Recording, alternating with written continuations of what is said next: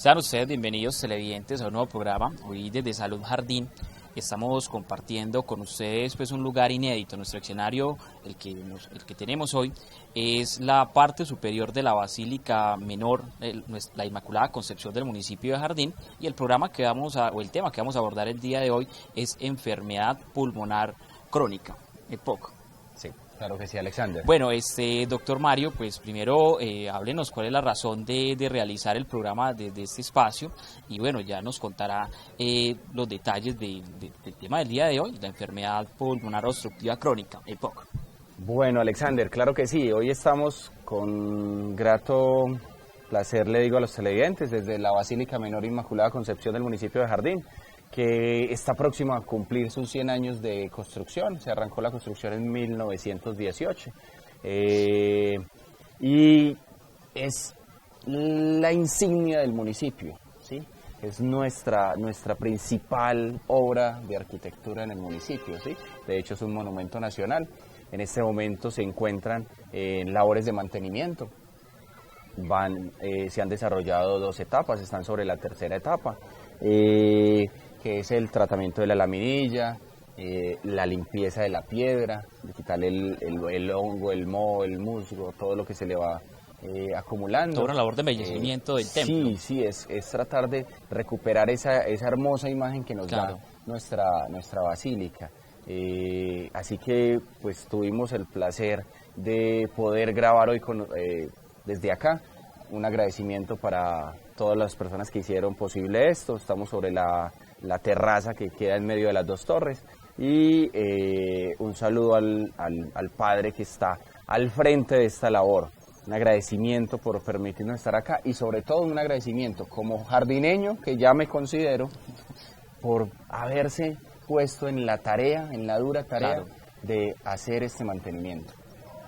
Alexander, vamos a hablar hoy sobre enfermedad pulmonar obstructiva crónica, EPOC. El EPOC es una enfermedad que nos va a interesar mucho porque es muy prevalente en nuestra sociedad, es una de las enfermedades que más mortalidad genera, es una de las enfermedades que más años productivos y años de vida genera pérdidas, ¿sí? Entonces, en los pacientes con EPOC vemos cómo se disminuye esa calidad de vida y se disminuye esa expectativa de vida grandemente. Entonces, el EPOC es el tema a tratar hoy. Bueno, doctor, ¿en qué tipo de personas se manifiesta más o qué personas son más propensas a padecer esta enfermedad pulmonar obstructiva crónica?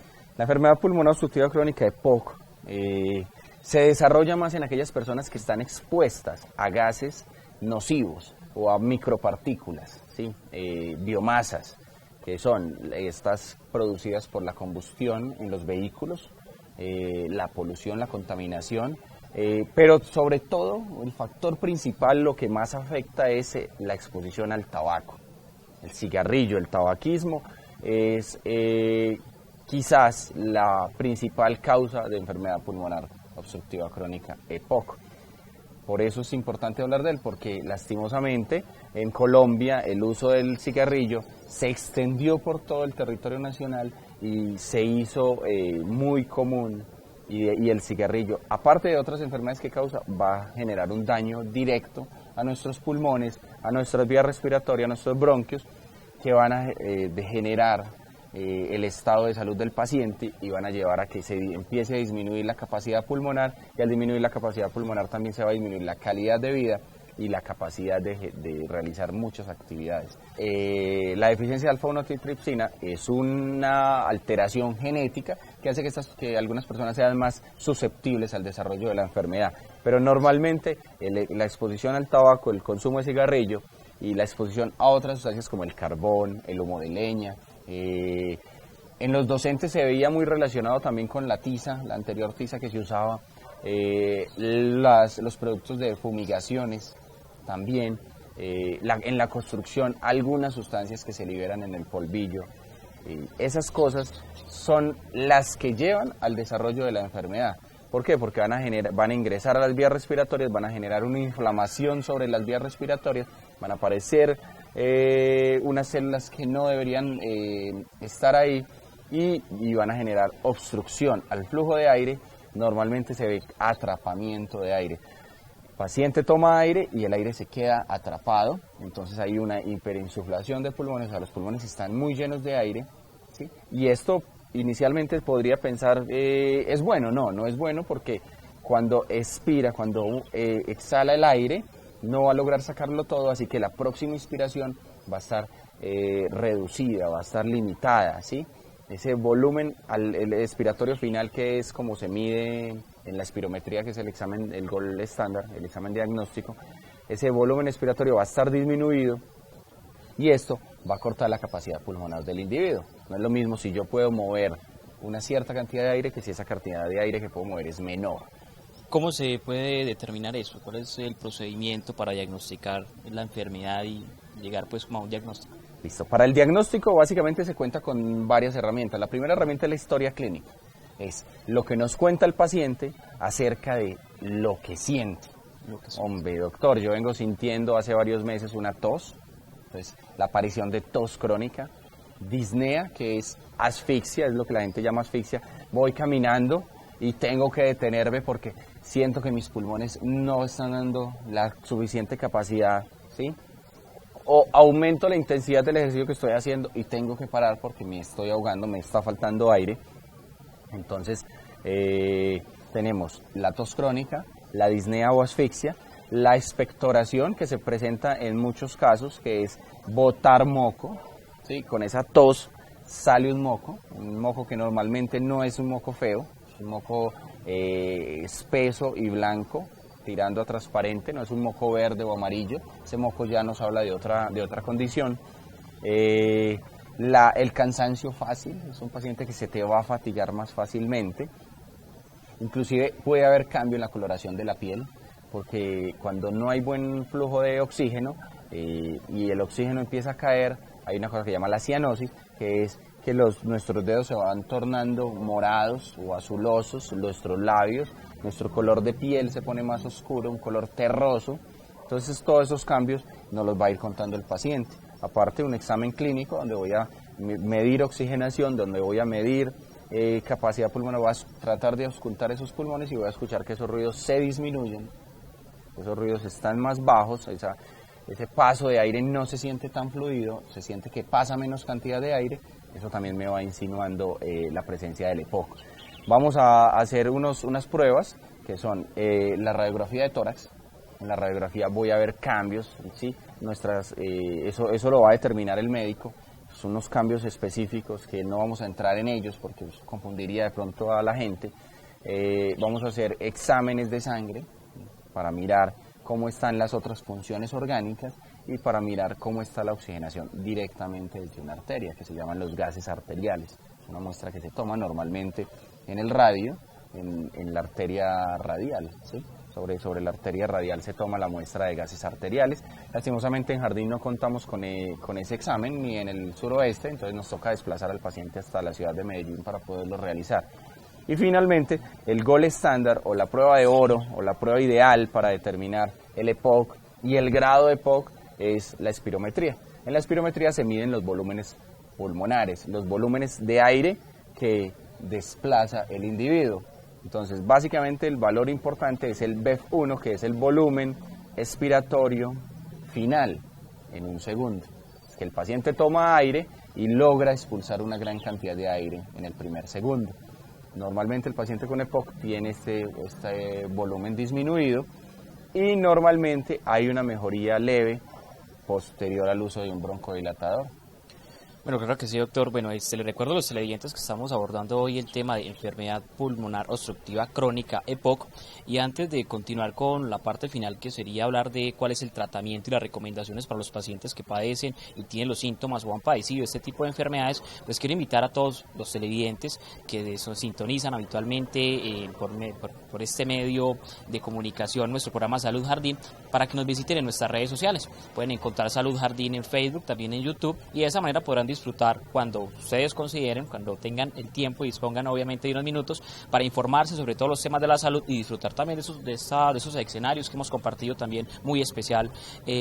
para ustedes, ¿cierto? Es la idea que Salud Jardín les ofrezca también espacios nuevos donde ustedes puedan también de alguna manera conocer el municipio de Jardín. También tenemos entendido que este programa se emite en otros municipios de la subregión, del suroeste de Antioquia, así que los invitamos para que conozcan de alguna manera los bellos paisajes de Jardín a partir de los escenarios en los cuales grabamos este programa. Bueno, doctor, ahora sí vamos como a la parte final para concluir. ¿Cuál sería el tratamiento para esta enfermedad pulmonar obstructiva crónica? Alexander y televidentes, básicamente el tratamiento es o se basa en suspender la exposición. Entonces, el punto más importante del tratamiento es definitivamente suspender el tabaquismo. ¿Sí?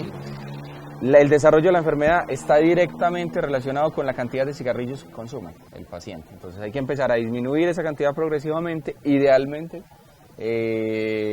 hasta llegar a 0 cigarrillos día. ¿Sí? La idea es 0 cigarrillos día y es el punto más importante, es lo que tienen que entender nuestros televidentes. La enfermedad pulmonar obstructiva crónica va a aparecer en determinadas edades. ¿Sí? Los pacientes que tienen déficit de alfa-1 antitrypsina, que es los que tienen la alteración genética, les va a aparecer antes. Por eso mucha gente dice, hombre, pero es que mi abuelo fumó hasta los 80 años y nunca se asfixió. ¿Y yo por qué tengo 40 años y sí me asfixio? Pues una probabilidad es que ya tienes el déficit genético y la otra probabilidad es que las condiciones de vida de tu abuelo eran diferentes, es un ser diferente. Y lo que he venido pensando y lo que se ha venido mirando es que las generaciones se van deteriorando en cuanto al consumo del cigarrillo. ¿Sí? Las primeras generaciones probablemente tendrían un mayor aguante al cigarrillo por lo que las exposiciones eran iniciales, pero ya se va haciendo un daño a nuestros genes que se va a trasladar de generación en generación. Es importante entonces, como primer punto, suspender el tabaquismo. Claro. Aunque suspender el tabaquismo no te va a curar el EPOC, sí va a disminuir esa pérdida progresiva de capacidad pulmonar, esa pérdida progresiva de calidad de vida y esa pérdida progresiva de años vida o de años posibles de vida que iba a tener el paciente y que al consumir cigarrillo la empieza a disminuir.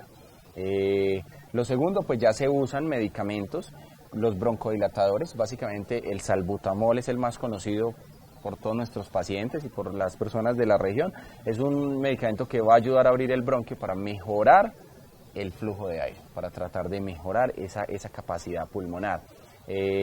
Pero no solo están los broncodilatadores, también hay otros medicamentos que normalmente son inhalados, como el bromuro dipratropio, que también van a ayudar en la mejoría de los síntomas y en la mejoría de la calidad de vida. Los glucocorticoides, que también son inhalados, la beclometasona.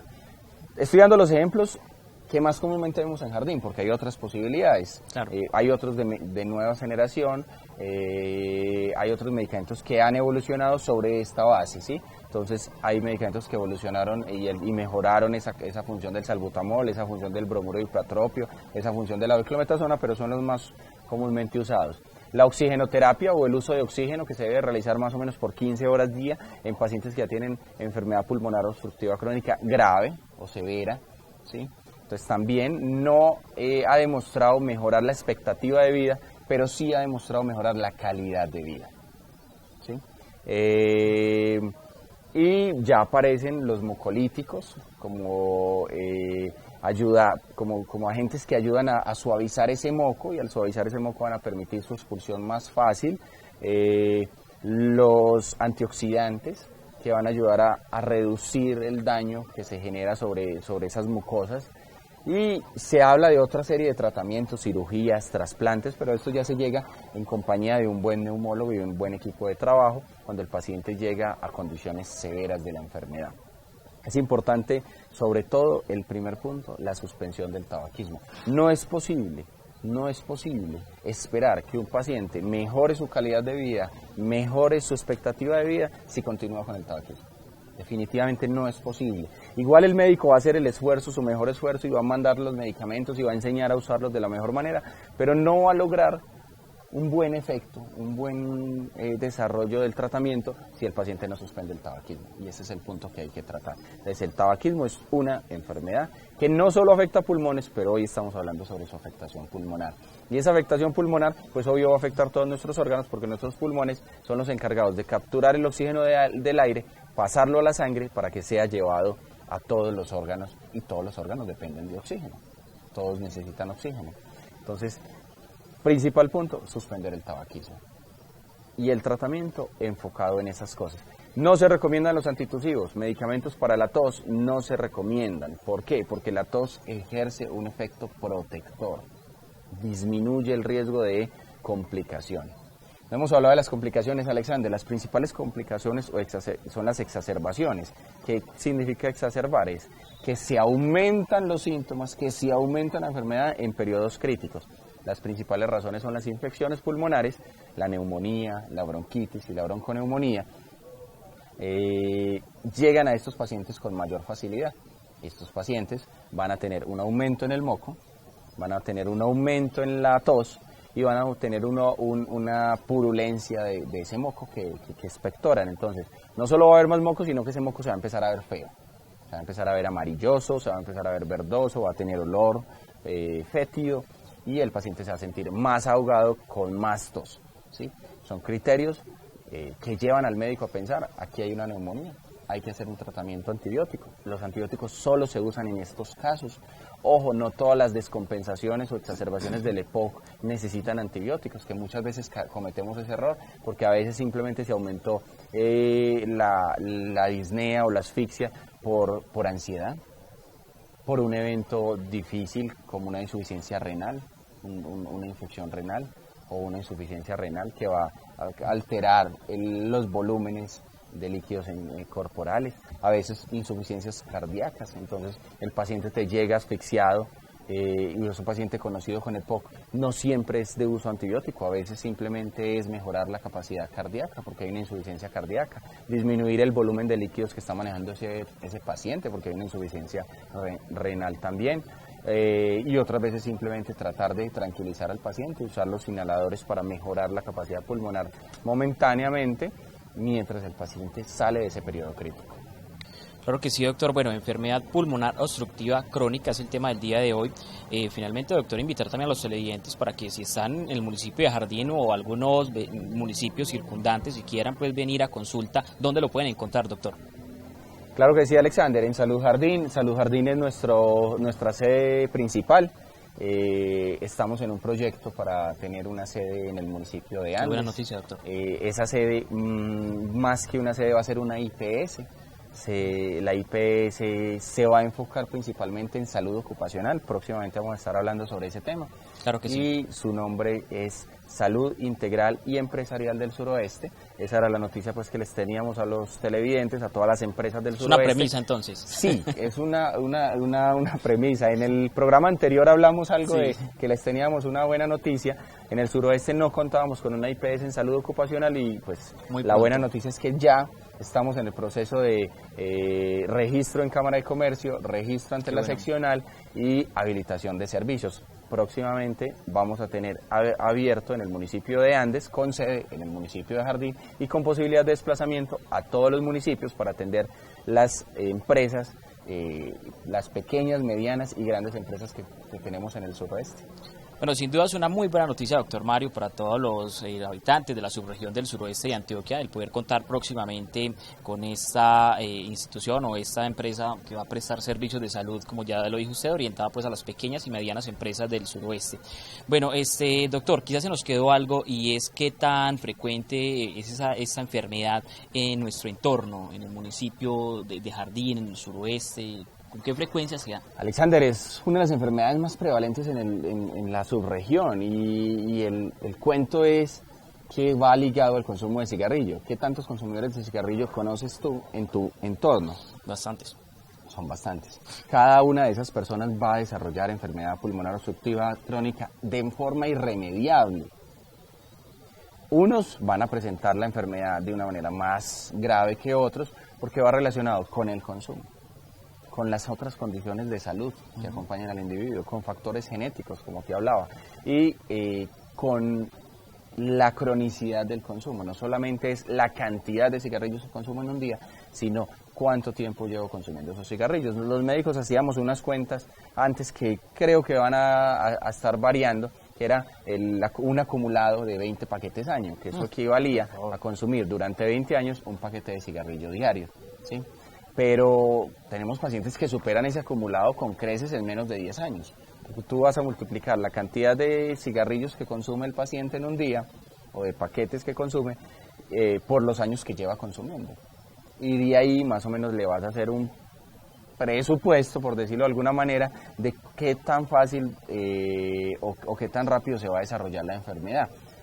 La mayoría de los pacientes que tienen EPOC están asintomáticos porque están en etapas iniciales. Los síntomas aparecen normalmente después de los 40 años en pacientes fumadores que tienen déficit de alfa-1 antitripsina, o después de los 50 años en pacientes fumadores que no tienen déficit de alfa-1 antitripsina, ¿sí? El factor genético es importante ahí, nos va a adelantar 10 años la enfermedad aproximadamente, pero todos los pacientes fumadores empiezan a experimentar esto. Lo que pasa es que muchos, tratando de evitar la suspensión del consumo, ignoran o menosprecian los síntomas. Tengo una tosecita, pero no le paro. O sea, que son tardíos los síntomas. Sí, son tardíos, lastimosamente son tardíos. El pulmón tiene una gran capacidad de adaptarse a situaciones extremas, y podemos trabajar en las labores básicas con una pequeña capacidad o una pequeña función, un pequeño porcentaje de la función pulmonar.